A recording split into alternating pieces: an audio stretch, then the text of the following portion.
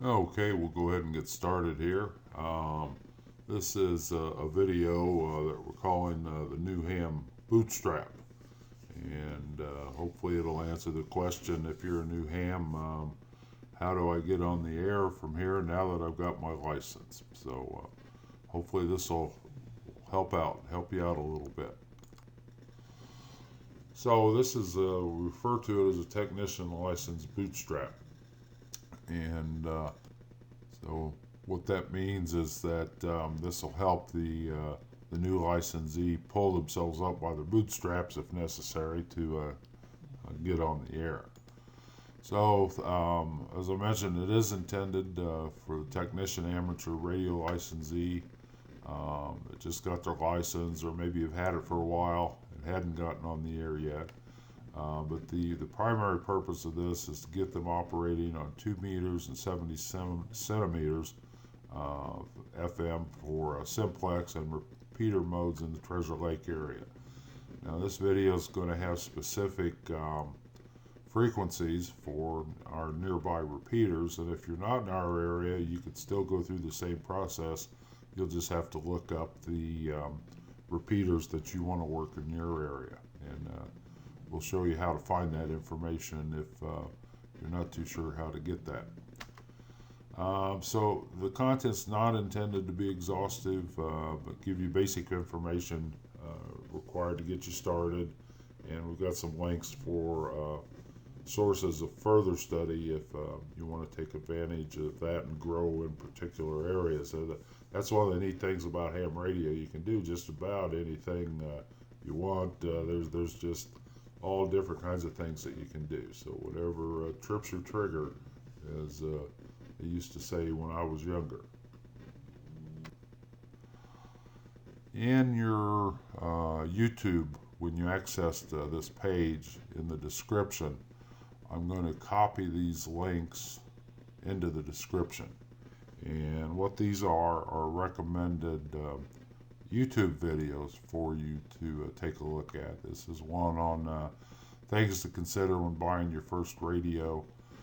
The thing with YouTube and Google, you can use them for all kinds of learning for just about anything, but particularly ham radio. But the problem I see is that there's so many sources for information. It's difficult sometimes to sort out the good from the bad. So sometimes you have to look at a lot of bad YouTube videos to find you a good one. And when you find a good one, mark it down and let everybody know. I'm not saying that these videos here and web page sources are the best there is, but I'm saying that they are a good source for what you need to do. So you may find better ones, but it takes a while to look for. So buying your first radio, how to program your radio, your VHF, UHF radio, and this will be applicable to either the HT or the mobile base unit you might have. One of the dominant sources for programming ham radios is a program called Chirp, and it's a free program. This is the link that you would go to. You should be able to just click this link in the description, and it'll take you to the page where you can download Chirp. Chirp is constantly being updated with new radios, and I think they change it. It looks like every 2 or 3 days. So once you install Chirp, if you wait a few days and decide to run it again, it's probably going to tell you need to update the program. So just go ahead and update it, and that way you're always running the current version of Chirp. So this link takes you to where you need to go to download Chirp. It's a free program, and it's very easy to download and install. And then this video is a good one I ran across that explains to you how you use Chirp to program your radio. So I would recommend that you watch this video. Like I mentioned, you may be needing to look for other repeaters, whether you're in our area or not. And one of the good sources I found is this website called the Repeater Book, and you can go to it, log on, create an account, and then you can log on, and it'll take you through where you can search for all different kinds of repeaters based on whatever you're interested in, whether it's the type of the repeater, the band of the repeaters, the geographic area. You can, in pretty quick fashion, get a good read on most of the repeaters. Now, not every repeater's in any of these sources. You may have others that aren't in here that you run across, but this is a good place to look for the repeater that you might want to work. Here's a video on making your first contact. I think the ham does a good job of walking you through that.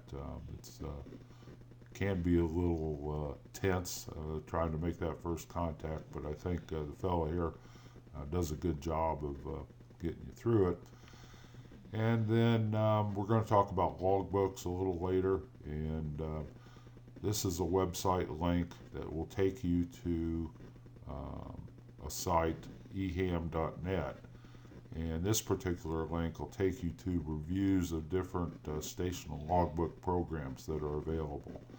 And in my opinion, and that's all it is I think this eham.net website is probably the best website or source of information to get reviews on equipment and software and that kind of stuff. It's not a manufacturer's website, it's not a vendor's website, it's just a website where real world hams that are using the equipment write reviews on it. So I would recommend that you sign up as a user on this. It's free, and just use this anytime. For example, if you want to get some good reviews on a particular radio or antenna that you're considering. So that's just a real good source. Okay. Wanted to get into a little discussion, explanation. I know you've covered this in the when you were studying for your test, but I just want to kind of do a quick refresher here on what are bands. We're talking about bands all the time. Well, what does that really mean? If you look at the electromagnetic spectrum, there's just an infinite number of frequencies, from very low frequency to very high frequencies. And the reference to a band is what frequency range we call a particular range of frequencies. For example, if we look here, this first band, we start at 3 kilohertz. That's 3,000 cycles per second, and it goes to 30. And then you'll notice that each one of these bands is a decade. It goes from 3 to 30, then from 30 to 300. So we take the 30, multiply it by 10, and that's 300. And then we multiply it by 10 again, and that's this band, another 10. So it's a decade of frequency ranges. And then the designation, the 3 kilohertz to 30 kilohertz, is VLF, or very low frequency. And then this slide kind of shows you what users occupy this frequency. Then low frequency is 30 kilohertz to 300 kilohertz. There's a medium frequency where the AM radio is that you listen to. Aviation radio, navigation is in this band, the MF band, or medium frequency. And then HF, it goes from 3 megahertz to 30 megahertz. VHF goes from 30 to 300 megahertz, and UHF goes from 300 to 3 gigahertz. So each one's by a factor of 10. So the ones that we're going to be primarily interested in for ham radio, and ham radio does have privileges in the other bands, but primarily what we're going to be looking at as you start into the ham world, is operating in the HF frequency range. This is generally, well, you need a general license with, there are a couple of exceptions, but generally you need a general or extra license to operate the bands, the frequencies in the HF range. With your technician license, you have privileges in the VHF range and the UHF range, very high frequency and ultra high frequency. And we'll get into the details on that a little bit. And then there's super high frequency and extra high frequency, and a lot of, I don't know, I guess I could call it leading edge and experimental kind of work's done here, even in the ham community. So, but your initial work's probably going to be in these three bands. Now this is the listing of the band privileges for the technician. The ARRL puts this out, and you can see here we've got three sections. We've got UHF, ultra high frequency, VHF, very high frequency, and HF, high frequency. And the designation of a frequency or a point in the band is given both by frequency, like here you can see the megahertz, that's a frequency number, from 1240 to 1300 megahertz, and it can also be designated by the wavelength of that band, like this wavelength here is 23 centimeters. Down here in VHF, 2 meters is the wavelength, and there you can run from 144 megahertz to 148 megahertz. So then what these bands are showing here, for example, is the frequency range from 430 megahertz to 450 is where you'd operate single sideband AM, FM, or TV. And then you can also operate CW and digital in that range. Same goes for VHF and HF.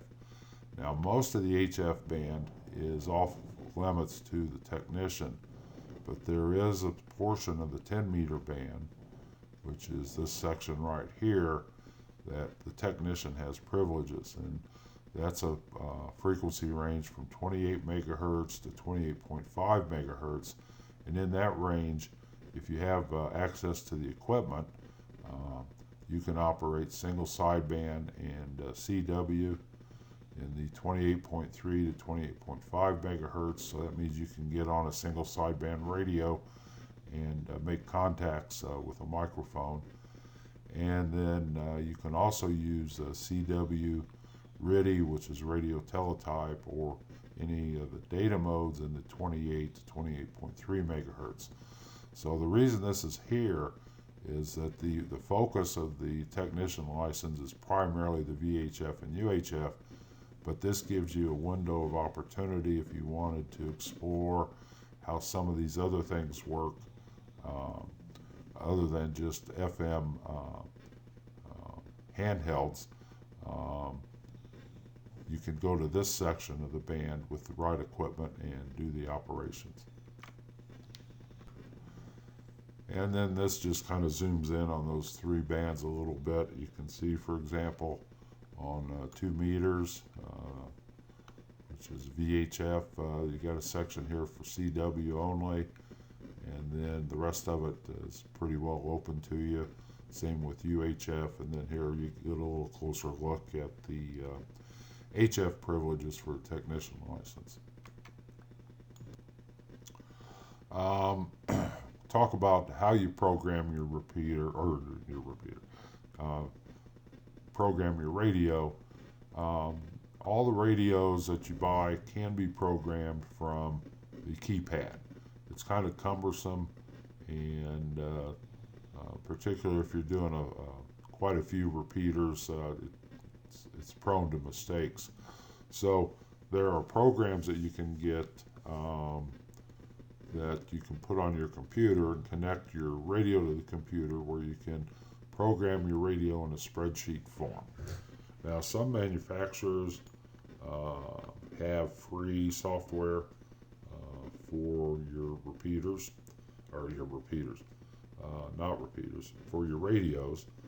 This is an example. I have a Kenwood TMD710G, and this is a screenshot from the software that they provided for me to program my repeater. And you can see I can enter the frequency, the step,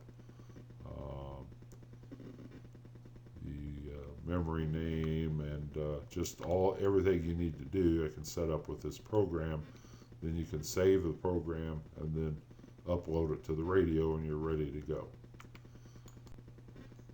There are third-party sources for software that will program your radios. This is a screenshot from a company called RT System Software. This is for my THD74A, a Kenwood handheld. This particular handheld is very complex. It has a lot of features. It has D-Star, APRS, GPS, and probably some things I didn't even know it has. And since it was a little more complicated, a lot more adjustments and settings to make, I went ahead and decided to get the RT System software for it because it was a little more comprehensive and easier to use than the vendor supplied software. So that's an example of third-party software. And then probably the most widely used software programming program is a program called Chirp. And what you can do with Chirp is you can program there's just a lot of radios that Chirp can handle. So what this link is, and this link's also in the description on the YouTube video, you can go to this link and get the free copy of Chirp. And this is how you do it. You can either, they have versions for Linux, Apple, and Windows. So whatever computer you're running, operating system, you'd select that one. So you download Chirp, the platform, and they just walk you through the steps of obtaining and starting up Chirp. So that would be something you probably want to do to get started here. The other thing I wanted to point out is that there are just tons of ham radios and non-ham radios as well. I call them commie radios because they come from China, and they have they're typically very low cost, fairly well featured, but this is probably the most prolific radio in ham radio now. It's the Baofeng UV5R. Excuse me.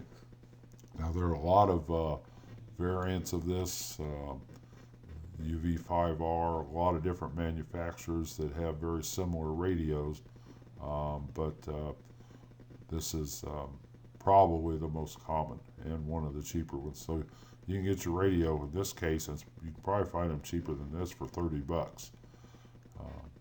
The other thing I wanted to point out, something you probably would want to get, is a programming cable. What this cable does is it connects from your USB port on your computer to the radio, and the radio plugs in here, this plug here.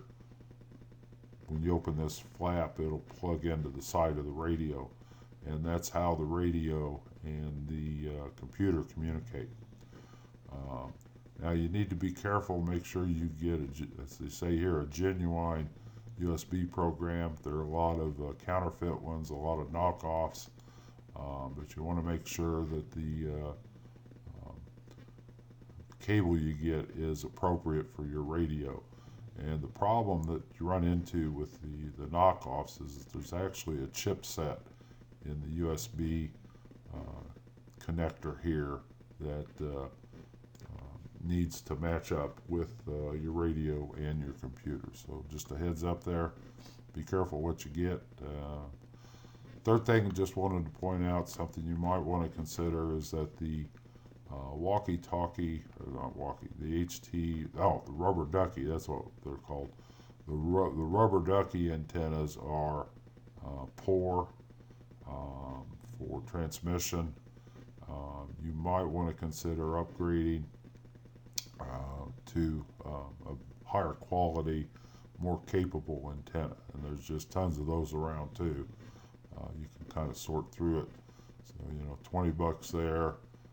Say if you want to get the antenna, 22 here, 30 here. So you're looking at about 70 bucks to get everything you need, and you really don't need the antenna. You can go with the rubber ducky, but that does help out a little bit. Okay, now I want to talk a little bit about logbooks and the importance of logbooks and how you might go about doing it. And there are two types of logbooks that, in my opinion, that you need to consider. One would be the station logbook, where you record your contacts with other stations. And then the other type of logbook that I'd recommend is that you maintain what I would call a technical journal. And we'll get into both of those as we go along here. So a logbook can be anything as simple as just a handwritten logbook like the one shown here. And there are a lot of different types of logbook templates available on the internet. You can make them your own, make one up your own, and just as long as you get the information that you need, you'll be in good shape. And you can do them by hand, and there have been a lot of contacts recorded with handwritten logbooks. The other thing you might want to consider is to use a computer logbook program or logbook system, and there's several ways to do it. Now, remember we looked at QRZ.com, and when you sign up, you get the ability to have a logbook. And this is what I use for my primary logbook. And the reason for that is that I can put all my contacts in here as I make them. If I'm on the radio and I've got a computer, I can log as I go along. The other thing is sometimes you'll get into programs where the program will have a logging program. So let's say you're doing something where you're talking to people using this other program, say it's a digital program. And then when you're done operating, you can download the program, the log data file from that program, and then import it into QRZ here by going through the settings button, and it'll walk you through how you merge a file that you generated outside of QRZ. But this is a pretty handy way. It's free, at least the initial level's free, and you can start your logbook here. The other thing you can do with this is you can also export sections of your log to what's called an ADIF file, and that's kind of the standard database file for logs. And why you might want to do that, let's say for example you do a contest and you want to send the results to the contest website for scoring. Well, you take that section of the logbook here and export it into an ADIF file. Then you can email that ADIF file to the contest log site. So it's just a good way to have kind of your baseline logbook here. The other thing you can do is you can buy a logbook program that is kind of tailored to what you're wanting to do with it. There is no one universal, perfect for everybody logbook program. So what you need to do is to understand what you're wanting to do with your logbook, and then you can start investigating other logbook programs. And like I mentioned earlier, this eham.net page is a good place to look at reviews of different software programs that can be used for logging. And this is just kind of a short list here. It goes on and on. But there's just tons of software programs for doing your logging, so that you could do your logging that way. And then the second type of log I think would be handy to keep is a technical journal. And as I note here, this is my not so humble opinion. I'm kind of adamant about this, at least for me. But when you get into working on something, say you're getting a radio set up or you're trying something different, it's extremely important, in my opinion, to document what you're doing. And the reason for that is if you get something set up and you've got it well documented, and then say 2 months from now you have a problem, you can go back to your initial documentation that you did when you put it together to help figure out what the problem might be. Don't depend on your memory, because I can guarantee as you get older that gets worse. So what I've got here is an example for this was back in 2017. I was working on Ham Radio Deluxe, which is a program that can be used to control your radio from a computer and do a lot of different things. And for example, what these are here are memory locations in my radio, and I documented what I had them set at, so that if I ever have trouble with this program, I can come back and make sure I've got all these set right. And you don't have to, it doesn't have to be beautiful or anything like that. You know, evidently that didn't work, and I changed it to a 6. So, but I've got it all documented there. Here's another time. This was right after I got my license. WiresX is a method of connecting repeaters, and I was trying to figure out how to get that operating. So I had everything documented there. So that's just something I would recommend that you do. Get you a bound journal and keep your notes in it. It'll save you trouble in the long run.